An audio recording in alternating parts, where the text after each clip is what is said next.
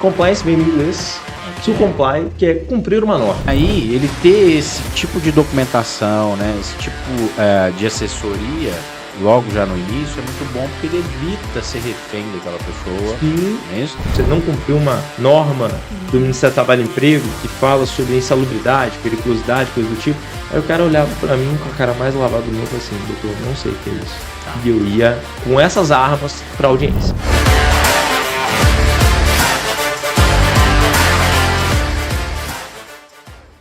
Está no ar mais um podcast Papo de Empresário, podcast que vai deixar você mais conectado com o mundo empresarial. Eu sou a Nayara. Eu sou o Diego. E eu sou o Igor. Show de bola! Muito O nosso convidado de hoje, Dr. Igor Reingard, né? Advogado, especialista aí em direito empresarial, né? E Muito falar de bem. um tema aí Fera no importante assunto. para nós. Legal. Vamos Tema, falar. Nay, qual que é? Bora lá. Vamos lá. Compliance trabalhista para pequenos e médios empresários. Igão, Bom vamos lá. demais. Vamos Vai. começar com a primeira questão, cara, aí. Compliance trabalhista. E aí? Vamos explicar compliance aí. Turma que está nos assistindo, empresários e tal. Muito não sabia o termo, mas para quem não sabe, Igão vai explicar aqui, doutor Igor. Vamos lá, meu querido. Pessoal, é o seguinte, compliance vem do inglês, to comply, que é cumprir uma norma, né? Aham. Na área trabalhista, Show. você tem algumas obrigações que são estabelecidas pela consolidação das leis de trabalho, por ordens, que a gente chama de orientações jurisprudenciais e súmulas, entendimentos pacificados e é um arcabouço jurídico que eu ouso dizer que é um dos mais complexos que a gente tem na legislação brasileira hoje.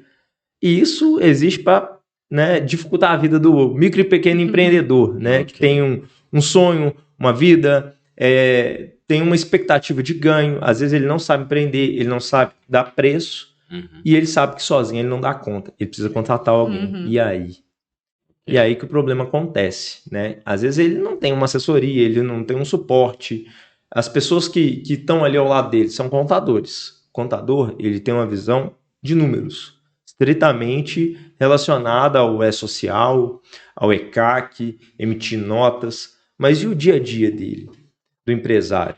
Às vezes a contabilidade ele faz o básico, entrega-lhe um contrato de trabalho básico, um termo de rescisão contra trabalho, e no dia a dia, né? Legal. O compliance, O que acontece? ele abarca toda essa sistemática que vai desde as normas até como aplicar elas. Legal. Vamos pegar a seguinte situação, né?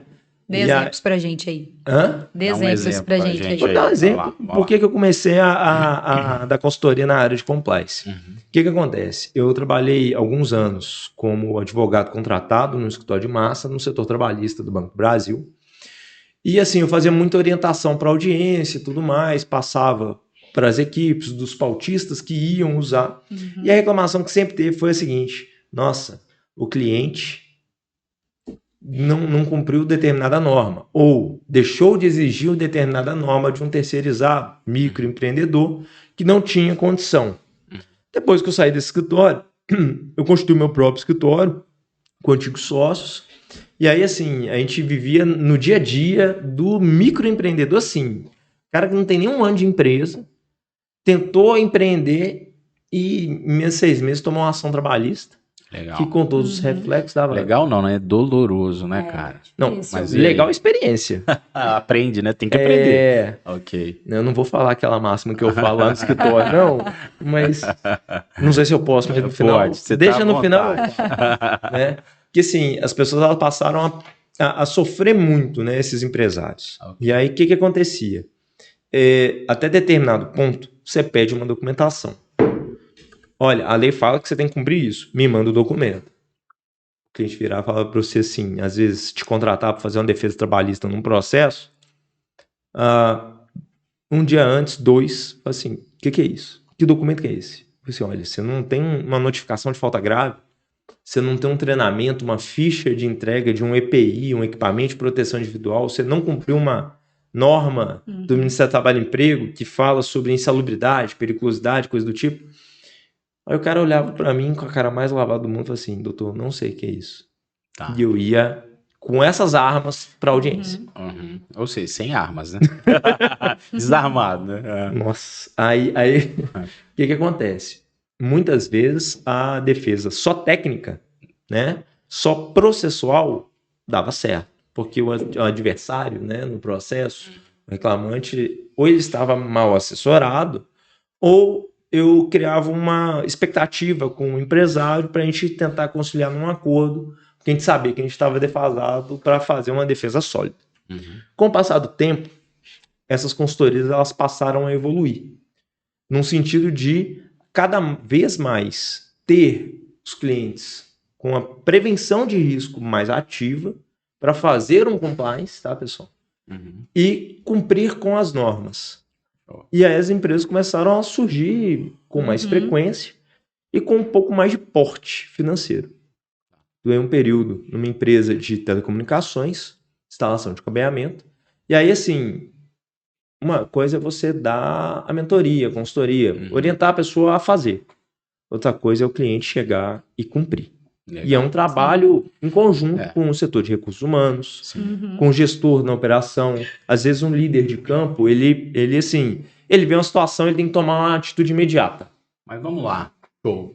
Mas vamos pegar o caso de quem está começando, que foi o início da sua história lá na empresa. Perfeito. Que você trabalhou como funcionário, né? Sim. Então, vamos ver qual que eram os problemas que essa turma tinha lá. O que ele deixou de fazer, né? Ou seja, hoje sou empresário, meu negócio começou a crescer, e aí eu precisei começar a parar para pensar o que eu vou fazer, né? Para minha empresa crescer mais agora. E aí, obviamente, percebi que eu preciso de um time para fazer isso.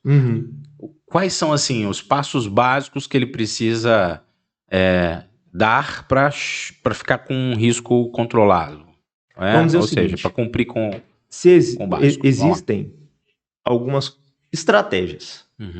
O cara que é micro e pequeno empreendedor, ele não tem condição de ter um fluxo de caixa, uma reserva financeira, um provisionamento de risco, um investimento para cobrir esse possível risco. Então ele faz na tora.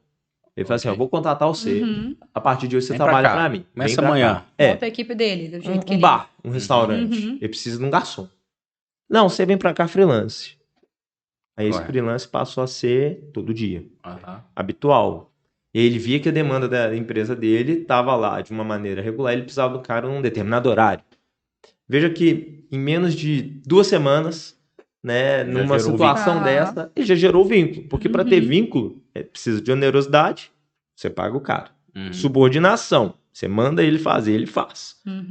Habitualidade, todo dia. E serviço prestado por pessoa física. Então, assim, com base nisso, ele achava que ele estava pagando freelance, que era um contrato super normal, pô, o cara é garçom, tô pagando nele ali uma gorjeta, 10% vai para a conta dele, eu pago todo mês. E outra, é uma cultura do tipo de negócio. É uma cultura do tipo de negócio, exatamente. Então ele é assim, meu amigo ali da esquina fez, eu vou fazer também, vou abrir meu negócio. Qual que foi o problema dele?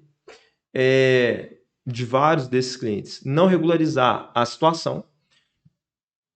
E da mesma forma, desculpa pessoal, da mesma forma que ele não exigiu o contrato, ele também não pôde cumprir com ele e exigir também as punições que a legislação trabalhista autoriza para o empresário a cumprir em caso de falta grave. Correto. É o famoso, né? Vem a nós, todo mundo quer. Nosso reino, quem quer não. Sim. Mas e aí, o que ele deveria ter feito? Ele deveria ter feito o seguinte.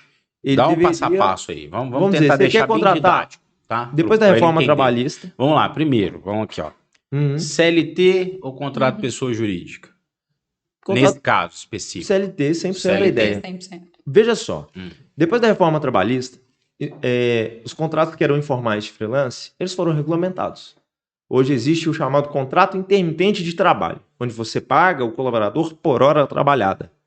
E em cima disso, ele pode registrar o cara como freelance. Vai pagar as verbas somente sobre a hora que o cara trabalhou. Se você emitiu 10%, faz o seguinte, recolhe esses 10% que é da nossa cultura, mas ele passa sob a gestão do empresário, certo? Correto. Então faz o seguinte, desses 10%, não paga os 10%, paga 7%. Para você ter ali, ó, 1/3 do valor, né? Um pouco menos de um terço, para você ter fundo para pagar um INSS. Se virar tão recorrente a ponto de precisar pagar férias depois de um ano, você tem o dinheiro para fazer, mas é desde o começo, no dia a dia, nas pequenas coisas. E, em cima disso, ele estabelecer uma regra de preço do produto ou serviço dele, que ele consiga ter, dentro da margem de lucro dele, separar também uma reserva desse dinheiro. Correto. Então, o que acontece? Às vezes, ele vai chegar numa situação onde o contrato ele virou habitual. Passou do contrato de experiência, não é mais um contrato intermitente, passou de 90 dias, e você precisa ter assim, uma segurança maior. Faz um aditivo, e dentro desse aditivo você estabelece normas e explica dentro do contrato, que é o mais importante, quais são as faltas graves e o que ele terminantemente não pode cumprir. Deixar de cumprir ou deixar de fazer. Claro, uma descrição de cargo. Né? Claro. O que acontece? A descrição de cargo ajuda bastante nisso, né? Que são as atividades que ele precisa cumprir, né? Enfim. Isso seria a ordem de serviço, conforme a classificação brasileira de ocupações. Show. É diferente. Você ter uma descrição de cargo é ótimo. 90% não tem. Mas quando eu falo obrigações e obrigações que ele não pode cumprir, eu estou estritamente falando o que a gente chama de falta grave. Correto. Se você está pagando ele conforme a CLT, você vai exigir dele conforme a CLT. Sim. Por quê? Na hora da rescisão do contrato desse trabalhador, vão incidir ali verbas de aviso prévio, férias, 13º, férias, 13º proporcionais, né, se não completar um ano, respeitadas as datas de pagamento, fundo de garantia, multa do fundo de garantia. Se você não pagar o AC dele em 10 dias da data da rescisão, você ainda corre o risco dele te processar e pegar uma multa no Justiça do Trabalho no valor do salário dele. E aí começa a bola de neve. Então, assim, o empresário, ele não está, micro e pequeno empreendedor, ele não está preparado para ficar com essa despesa. Muitas vezes, ele nem sabe da existência. Ele sabe quando tiver ferrado. No caso do cliente... Muito bom. Eu falo muito, né? Não, muito bom. Dentro desse contexto que você está falando aí. Correto. Nesse compliance tem muitas normas, muitas regras, né? Para o empresário cumprir. Você acha que está bem claro para ele essas regras, essas normas? Ou você acha que você daria assim? Não, o cara tem que buscar, às vezes ele nem sabe o que tem que ser feito, quais são as regras que ele deve cumprir. Não sei, a convenção coletiva de trabalho, talvez? Convenção coletiva de trabalho. Ajuda ele a pelo menos cumprir o que o sindicato... patronal acontece? e do funcionário já combinaram. Porque, assim, o que eu vejo muito, tá? Às vezes, aconteceu a contratação, CLT e tal, a pessoa está trabalhando. Aí o empresário, o que ele começa a fazer? Ele não acompanha a convenção coletiva. E aí ele começa a pagar benefícios que não que não está convencionado. E aí depois que ele toma consciência que ele precisa cumprir com as obrigações da convenção, aqueles benefícios que ele já pagava virou um direito adquirido. Isso. E aí agora ele tem um custo que ele não esperava, que é às vezes um plano de saúde diferente do que ele pagava, ou seja, às vezes com um valor maior, um seguro de vida, uma cesta básica, 100% sem abatimento de vale transporte, enfim. Aí cada convenção vai dar as regras ali, definir vai modificar aquele contrato de trabalho. Mas a gente tem que ver o lado do empresário. Esse cara que mal sabe da legislação trabalhista, muitas vezes ele não sabe classificar qual a convenção coletiva do respectivo circunscrição, que a gente fala, né? Região que ele trabalha. Vou te dar um exemplo. Hoje, aqui em Belo Horizonte, tem uma Marreta. Isso a gente fala de construção civil. Ele trabalha como prestador de serviço da construção civil, estritamente. Mas a regra geral da convenção coletiva e da importância do sindicato, ele defende, tem sindicatos patronais e dos trabalhadores.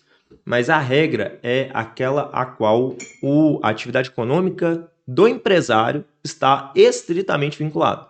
Correto. Vamos dizer, você tem um prestador de serviço de instalação de cabeamento, hidráulica, elétrica, mas ele está vinculado ao sindicato dos eletricitários, porque a norma da empresa e a principal atividade dela é de rede elétrica, externa de residência, não é construção civil. Correto. Pega alguns poucos trabalhos internos, num prédio, numa construção, às vezes numa licitação, alguma coisa assim. E aí o que acontece? O trabalhador vê o colaborador de uma outra empresa que trabalha estritamente Para a construção civil, vem o sindicato Marreta conversar, né? Eu estou citando, pessoal, mas não é demérito, tá? Só deixando um exemplo claro. Sim, Que há o que essa acontece confusão. na prática, né? Eu tenho cliente que viveu isso no Aham. começo do ano. E aí, o que acontece? Existe a classificação específica para isso. Via de regra, o que define, num primeiro momento, é a atividade econômica vinculada ao empresário. O pequeno empresário, ele não vai ter esse conhecimento técnico para definir. Então, como é que ele vai cumprir uma coisa que ele também não sabe e não sabe nem onde buscar? Sim, isso é importante a gente saber. Geralmente as contabilidades, né? Hoje a gente está com uma onda de contabilidade mais consultiva, né? Sim. A gente até recebeu Vai dar aqui essa a orientação, vídeo, né? que ele faz esse trabalho mais consultivo. Leonardo é excelente. O Léo, mais próximo do cliente, enfim. E geralmente é ele que vai te orientar, né? Ó, você está contratando, então tá aqui a convenção, enfim, né? Mas ainda voltando no passo a passo que a gente estava desenhando aqui. Isso é difícil de seguir uma linha, A gente estava desenhando aqui. Vamos lá. Então vamos lá. O empresário precisou de alguém para ajudar. Primeira coisa que Beleza? ele faz, Primeira guarda coisa. o dinheirinho em cima daquilo que ele estiver pagando. Tá. Se ele combinou por dia, Ok. alguma coisa sobre o dia. Show. Não precisa Resolveu ir pro CLT, ou seja, ele vai realmente contratar, assinar carteira, etc. Cumprir as obrigações da carteira dele. É contrato de trabalho que ele tem que estar atento. O que mais? Inscrição, assinatura na carteira de trabalho física e na digital. Ok. Por que isso? A física e a digital, as duas têm igual validade jurídica hoje. Ok. Mas acontece o seguinte, a física é o recibo, é como se fosse o recibo do trabalhador. Porque digital, ele só vai ver se está lançado no aplicativo. Correto. Tem trabalhador que é mais de idade, tem um pouco mais de dificuldade. Vai ter. A física é melhor. E todo mês, quando você for fazer o pagamento, você sempre apresentar um contra-cheque, exemplo. Se o trabalhador, que aí entra em um dos assuntos que a gente vai trabalhar hoje, do banco de horas, mostrar a carga horária que ele trabalhou, por que ele está recebendo desta forma, porque aí ele vai ter ciência. Você gera uma aproximação entre empresário e funcionário, de modo a não criar uma inimizade dentro da empresa. Assim, uma coisa é você ser ríspido, grosso, outra coisa é você trazer informação para uma pessoa sobre aquela operação. Então, assim, se ele não tiver de você, ele vai ter em outro lugar pessoas com tendências e vieses para convencê-lo a tomar uma atitude contra o empresário. Correto. Então, o que acontece? É igual criança. É igual criança. Você tem uma criança pequena, você tem o Joaquim, né, Diego? Pensa o seguinte, se você não ensinar em casa, ele vai aprender na rua, não vai? Você prefere que ele aprenda onde? Tem que fazer o papel de E o relacionamento é com quem? É comigo aqui. Todo dia ele tá com quem? Com você. Exatamente. Então, se no dia a dia você estabelece os combinados, cumpre os combinados, conforme normas básicas da lei, mesmo que você seja dispensado de fazer, e aí eu vou explicar no final o porquê, e tem transparência sobre isso, você não só começa a se prevenir, como você, na prática, sem falar bonito, você está exercendo um compliance. E outra, você está criando uma relação transparente, né? Eu acho que a boa-fé, ela nas relações, ela é muito importante, né? À medida que você vai ter na confiança, enfim. Isso tudo ajuda muito, né? Mas essa parte formal, ela é fundamental, né? Até para não ficar refém de algum tipo de desentendimento que é normal, né? Não é isso? Mas se você tem tudo ok, né? Tá com carteira assinada, estamos seguindo aqui a convenção coletiva, de acordo com a norma, né? Ou seja, deu hora extra, e aí, como é que tá o regime de entendimento, né? Como é que tá o entendimento disso? Vai ser banco de horas, vou pagar hora extra, enfim. Fala um pouco mais sobre esse tema, por exemplo. O que acontece? O banco de horas, para ele dar certo, depende do compliance. Você tem que saber as regras dele e saber cumprir. O empresário no dia a dia da operação. Banco de hora, ele serve para compensar aquela hora extra, a qual o trabalhador ele exerceu aquela atividade, mas ele, no mesma semana, no mesmo mês, no mesmo período, ali, até 6 meses, ele também teve problemas pessoais, não te apresentou um atestado médico, aí você vai descontar, aí ele acha ruim porque ele precisa do dinheiro e gera aquela confusão. O que ele faz? Estabelece uma regra de banco de horas, olha, eu vou te pagar o mesmo valor todos os meses. Se você faltar, se você trabalhar o extra, vou te pagar só o adicional da hora, mas não a hora mais o adicional. E a cada 6 meses a gente vê, se esse sistema ele estiver positivo, eu te pago o positivo. Então, esse acordo o empresário faz com o funcionário. Uhum. E se tiver negativo, a gente zera e começa de novo. E, para completar, não é bem o colaborador com o funcionário. Existe a figura do acordo individual de trabalho. Mas a regra geral do banco de horas usa essa sistemática. Por quê? Vamos colocar um bar-restaurante. A cada dia que passa, você não sabe a hora que você vai encerrar a atividade. Imagina que você está no olho do furacão, o horário do seu funcionário sair é 10 horas da noite. Já pensou? Aí seu bar ficar perto até 2 horas da manhã, só você. Micro pequeno empresário, ele vai estar assim, servindo a mesa, na cozinha, fazendo caixa e distribuindo chopp. Tem que ter pessoas lá para cumprir depois do horário. Ele precisa da equipe ali. Sim. Então, assim, ele vai pagar as verbas decorrentes daquele horário, daquela contratação, tipo um adicional noturno e tudo mais, mas ele vai pagar só o adicional. A hora, via de regra, ele vai colocar no banco. Quando der 6 meses, ele faz essa jogada. Igor, e se ele foi mandado embora em mais de 3 meses, deixou de ser um contrato de experiência, mas antes dos 6 meses, o que eu faço? Você apura o que foi feito até ali. E se o saldo é positivo, que aí vem o pulo do gato, a maioria das verbas elas vão ser abatidas no termo de rescisão do contrato, porque você adiantou um salário para essa pessoa. Correto. Então vamos lá. Isso é legal. Então, vamos lá. Tá no regime de banco de horas, correto? Sim. E eu tenho essa demanda realmente que é sazonal. Pode ter noite que eu vou ficar até 10, pode ter noite que vai até 3. Vou pegar esse exemplo do restaurante.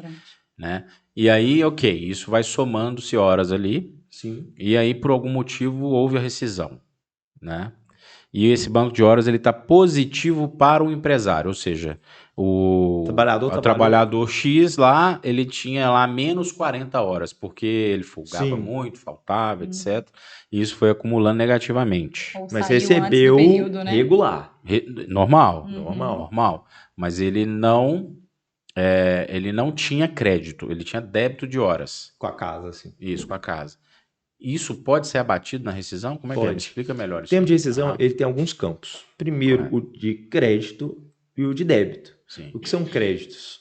Aviso prévio, férias, 13º, adicional, reflexo de hora extra, reflexos de todas as verbas que ele teria direito ali dentro. E embaixo, os descontos, que seriam descontos previdenciários, adiantamentos, descontos por descumprimento de um contrato. Exemplo, você tem um termo de responsabilidade com relação a uma bandeja, sei lá, um equipamento do bar, que ele assim é o chamariz do bar. Você, Diego, hoje você é o garçom, você está responsável sobre esse equipamento. Quebrou. Você tem que pagar. Você teve imperícia? Teve imprudência? Você agiu de má fé ali, má fé querendo prejudicar? Eu tenho um termo entregando, né? Eu posso descontar se tiver o recibo de entrega do equipamento. Correto. E aí, o que acontece? Com base nisso, você tem o direito a descontar ali. Tem questionamentos? Tem. Jurisprudência? Dividida. Né? Tem entendimento positivo ou não. Mas, via de regra, você pode lançar no TRCT um desconto que está regular. Você entregou o documento, você tem que comprovar o valor e provar a conduta. Se ele teve má fé, foi de má fé. Foi com a intenção de prejudicar. Né? Vamos dizer que é um A pessoa está fazendo corpo mole para sair, isso acontece, né, gente? Né? Na prática aí do dia a dia. Que você fala Vamos lá, corpo mole é... Você está querendo ser mandado embora. Isso. Isso é corpo mole. Né? Mas então, às vezes o cara é uma pirraça branca ali, velada. A gente vê isso muito acontecer. Né? Chega atrasado, às vezes não vai no horário combinado, sai mais cedo, ou não faz... não tem a produtividade que deveria ter... Né? Vou pegar um caso de mudando de pau para cavaco da atividade empresária. Né? Eu tenho um cliente que ele é uma financeira, correspondente bancário, e os financistas ali, vinculados, eles têm certificação da Associação Brasileira de Correspondentes Bancários, que autoriza eles a intermediar negócio para banco. Correto. uma das colaboradoras dessa empresa abriu um registro próprio na associação, com CNPJ próprio, atuação própria. E dentro da empresa, ela, além de fazer corpo mole, ela estava vendendo para os outros. Ou seja, ela captava para ela. Ela fazia concorrência direta dentro da empresa. Aí eu vou te falar o quê? Ela chegou para mim e falou assim, doutor, eu quero ser mandado embora. Assim. Lembra que eu falei de falta grave?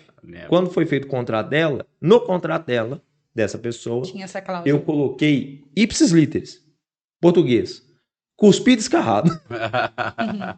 A letra da lei. E lá dentro dos incisos, né, da falta grave, eu não vou lembrar especificamente agora, mas o artigo da CLT, ele tem discriminado, inciso, a linha por a linha, na verdade, item por item, o que é falta grave.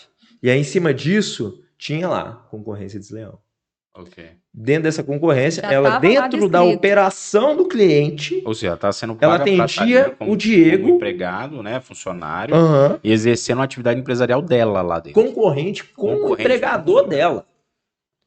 Não só peguei com câmera, login de senha no sistema, não sei o quê, conferi o registro dela na associação, tudo, fiz um dossiê, apresentei para a coleguinha, falei assim, olha, você quer ser mandado embora?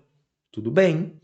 Assina aqui, ou você assina, né, um pedido de demissão porque está partindo de você o interesse de rescindir o contrato, ou eu te mando embora por justa causa. Tá aqui a notificação de falta grave. Ela é tão grave que você tirou ali, vamos dizer, bruto, 20% da operação da empresa. Uau! Que ela falta grave. E como é uma empresa de crédito, né? Ou seja, inviável. E as consequências são absurdas. O banco não quer saber. Ele pune a financeira, depois, né? Ele atira primeiro, pergunta depois. Então, assim, ele não sai perdendo. E aí, o que aconteceu? Ela pediu demissão. Melhor, não tinha o que fazer. Na verdade, a consequência é quase a mesma. Mas, assim, eu mostrei pra ela, olha, como a intenção é sua, tudo bem, vamos fazer do seu jeito.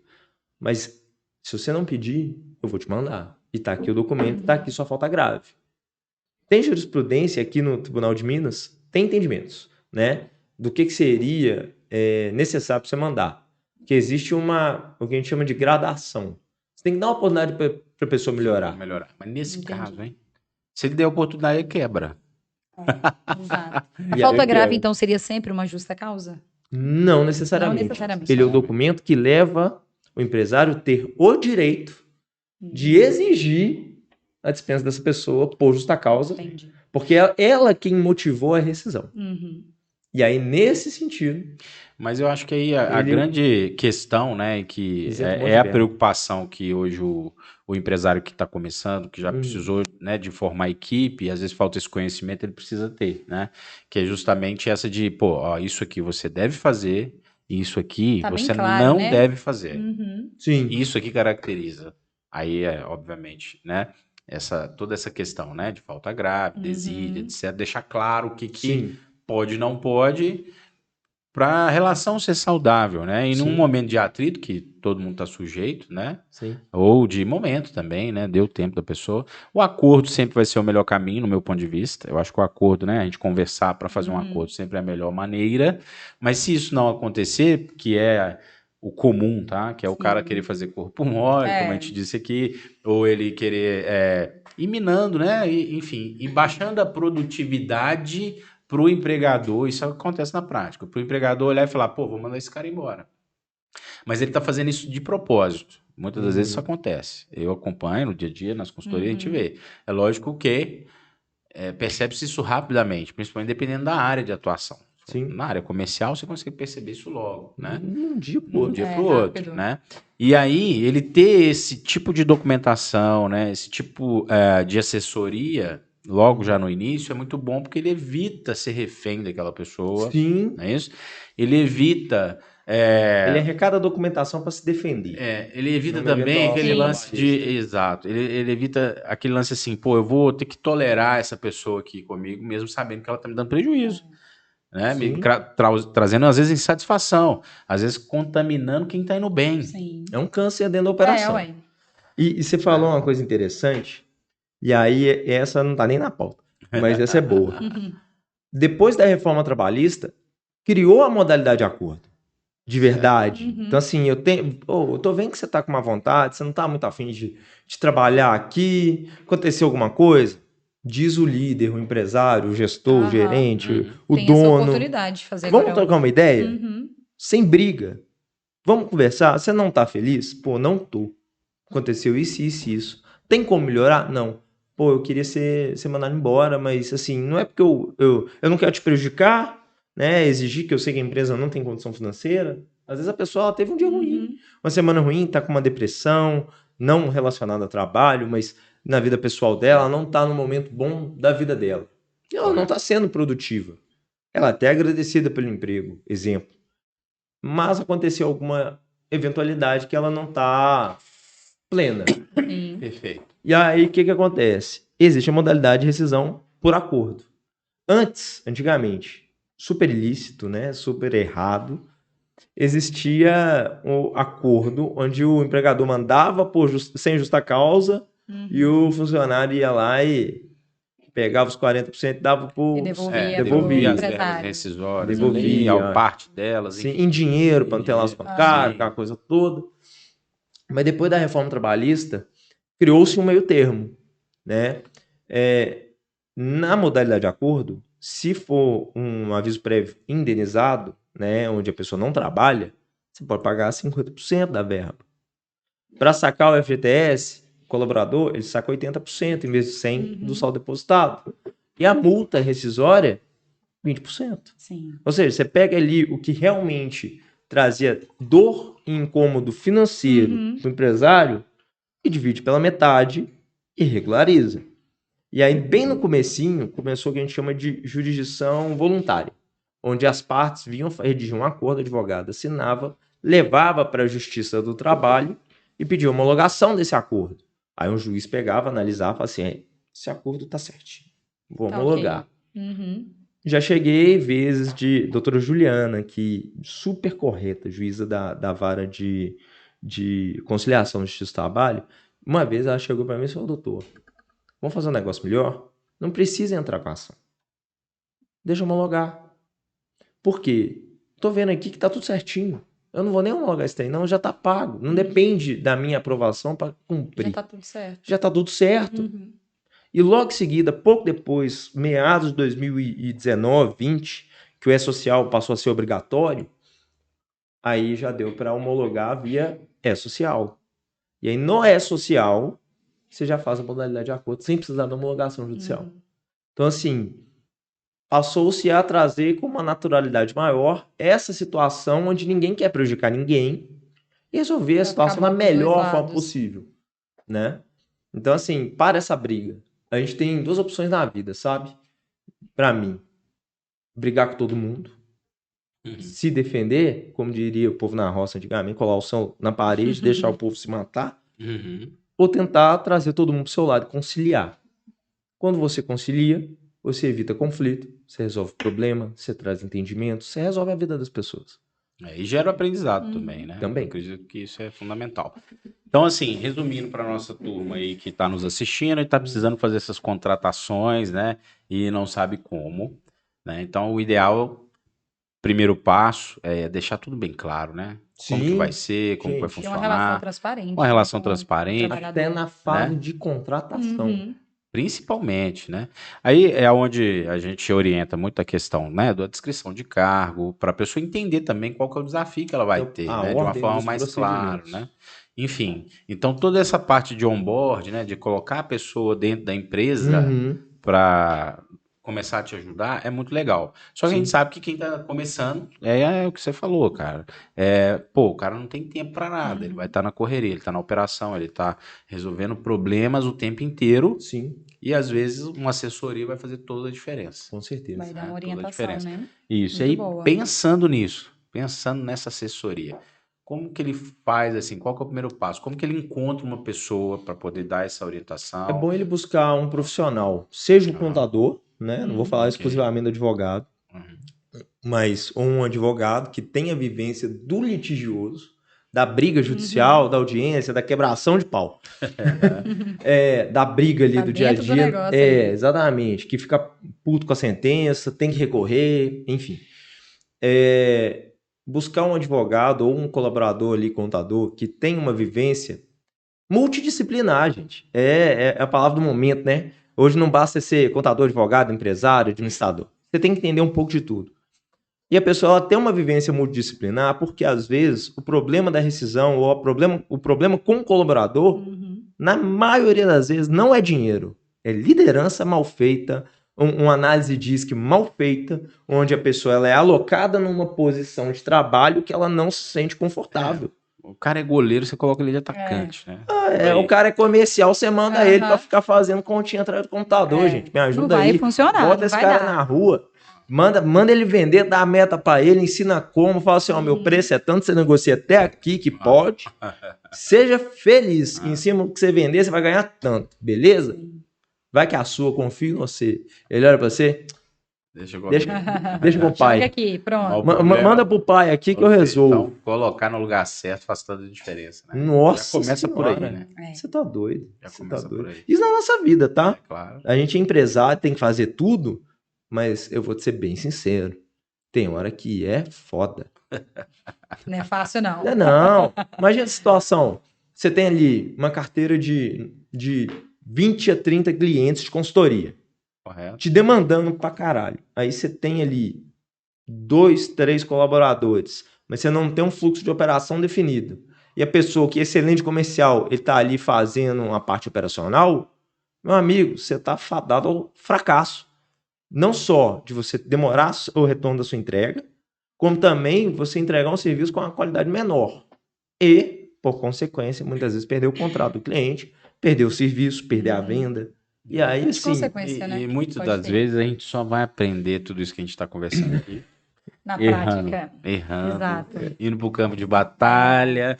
E, não foi dessa vez, né? Só aprende quem erra, dessa forma, vamos ter jeito, ajustando, buscando um profissional. Sim. E só vai ganhar quem tá no jogo, né, gente? Não tem jeito também. Às vezes um mentor, né? Às vezes você tem uma equipe. Vamos pegar uma situação onde o empresário está um pouco melhor. Ele é um microempreendedor, mas não é um MEI, ele não está no lucro presumido, mas já tem um corpo melhor, já está com um grupo de colaboradores ali, 20 colaboradores. Ele precisa de ter uma organização mais organizada, ajustadinha. Ele já pode trabalhar de uma forma de pegar uma mentoria, onde a pessoa vai lá, ela dá um treinamento, dá uma orientação de equipe, de como o processo deve seguir, como você vai controlar o seu compliance. E aí, em cima disso... Essa equipe bem treinada e organizada, com pessoas de confiança, ela mesmo vai trazer para você a documentação de campo. Vamos dizer que você tem uma empresa que trabalha serviço externo, gente. Você tem ali uma empresa de guincho, tem 3 guinchos na rua. Como é que você vai controlar esse cara? Né? Tem aplicativos tipo Tangerino, que um amigo meu, o Felipe Rachid, trabalha nele, que é de controle digitalizado, excelente aplicativo. E aí o que acontece? Fazer um mexame. Mas é bom mesmo. Vai patrocinar aqui. Vou ligar pro Felipe. Felipe. Patrocina aí. Aí o que acontece? Qual que é a ideia?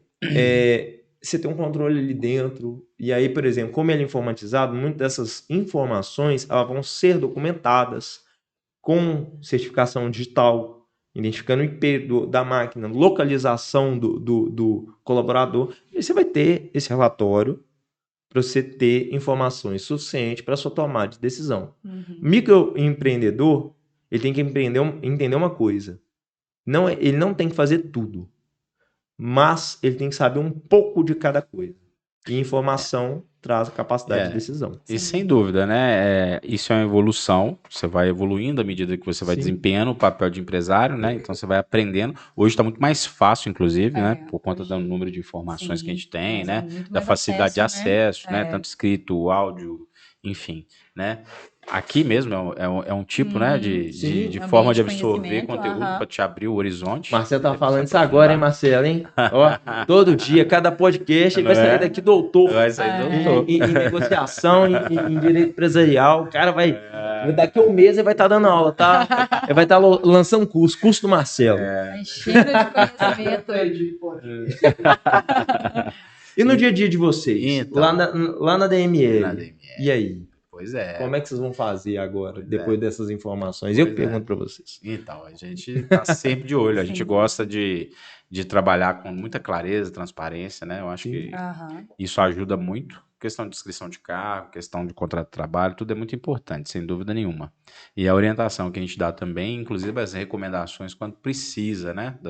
Dos parceiros, etc. Então, a gente conta muito com a ajuda do nosso network super... Nosso ecossistema, super né? Rico, né? Super rico. Não, eu vou falar pra você, viu? Uma coisa, a melhor coisa que a gente tem lá dentro do escritório é essa parceria.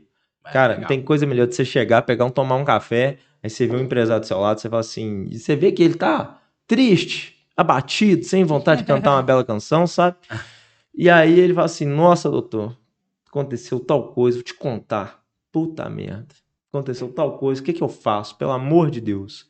No dia a dia, você tá na amizade, não no ambiente profissional e tudo mais. Você tá no corredor. Você tá no corredor ali, você tá, vamos dizer, você tá num prédio de empresário. Você tá num papo ali, no coffee break, né? E aí você vai dando pílulas de conhecimento, mas também recebendo. É a troca, né? E eu vou te falar, eu particularmente aprendi demais com o Diego, já aprendi demais com a Nayara no dia a dia, porque nós também, apesar da gente a gente trabalhar nas mesmas áreas, a gente tem pontos de vistas diferentes.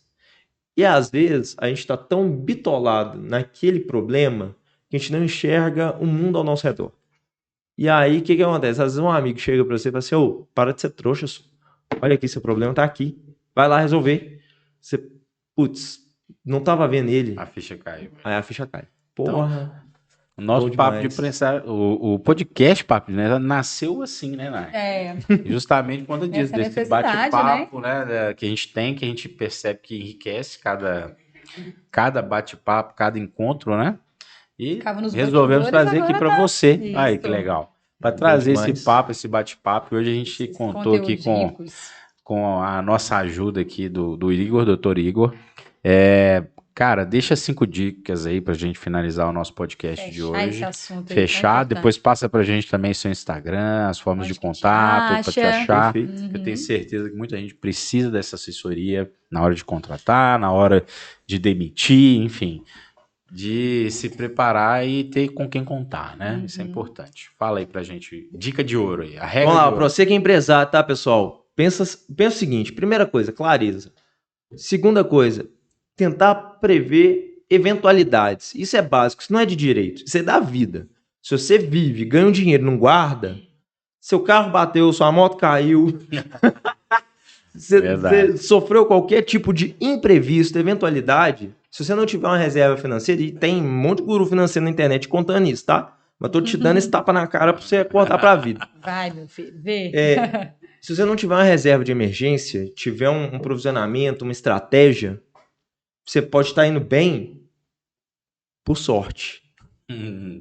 Terceiro lugar, né? O que você vai fazer? Tive que contratar. Cara, faz o contrato intermitente de trabalho e de experiência, vai seguindo ali, o cara tá dando sangue, mantém esse cara, porque ele entrou dentro da cultura da tua empresa, ele vai te entregar o resultado. E aí você, como empresário, você teve que começar a contratar, tá na hora de aprender cultura, que é o quarto requisito, né? Liderar, receber feedback, dar feedback, criticar, mandar, ordenar. Hoje em dia a gente tem uma inversão de valor. Hoje em dia a gente tem um presidente da República que estava sendo investigado de corrupção e o procurador sendo caçado por suposta improbidade administrativa. Não vou citar nome não, tá, gente? Mas vocês sabem quem é. Isso aconteceu semana passada. Então, assim, hoje a gente vive um mundo de inversão de valores, né? Não estou falando que isso seja, né? Tem que analisar o caso. Mas, né, a grande público, você não tem que ter medo do seu colaborador. Você tem que ter ele como seu parceiro. É um parceiro. E ele tem que te enxergar como um suporte para ele, porque você também dá segurança para a vida dele. Claro, você tem ele suas confia no teu trabalho e na renda para pagar as contas dele de casa. E você depende dele para você pagar as suas. É uma troca. É uma relação mútua, né? Exatamente. E a última que eu digo assim, né? Acima de tudo, tenha bons parceiros. Não procure pessoas que vão somente te agradar. Não é teu amigo que vai chegar e vai te falar. Bons parceiros são as pessoas que elas vão te enxergar como amigo. Obviamente, um tentando vender pro outro, isso é nítido em qualquer relação de parceria comercial, mas você tem um nível do que é razoável de você ajudar, porque você, ao ajudar o próximo, você também abre espaço para você poder receber conhecimento, ser educado. Isso é uma questão de convivência humana. Ser ajudado. E hoje em dia ninguém está tendo isso mais. Isso aí. Às vezes é doar mais que a consequência, né, que é o retorno. Recebe, né? Exatamente. Planta primeiro. Vamos plantar. Muito bem. E as suas redes sociais aí? Igor.Rengard, né, no Instagram. E o meu contato de e-mail é igor@rengard.com.br. Beleza, depois a gente coloca lá também nos comentários para ficar fácil de Rengard é para prejudicar, né? Fica difícil a procura. Você lembra que tem do Dia das Mães? Minha mãe que me alfabetizou para escrever Rengard. Amigo. Meu amigo, pensa na senhora que ficou brava. Muito obrigado. E aí, Nai, vai seguir também aí o Papo de Empresário? Segue a gente aí, pessoal. Papo de Empresário. Segue aí a DML Consultoria. Legal. Também dá um like aí. Dá um like. Gostou do conteúdo? Compartilha com os amigos. E coloca para seguir, que aí você vai recebendo sempre nossos conteúdos aí ricos para empresários aí de pequeno e médio porte. Beleza? Isso aí. Forte abraço, Obrigada, galera. Até mais. Obrigada, Igor. Até mais.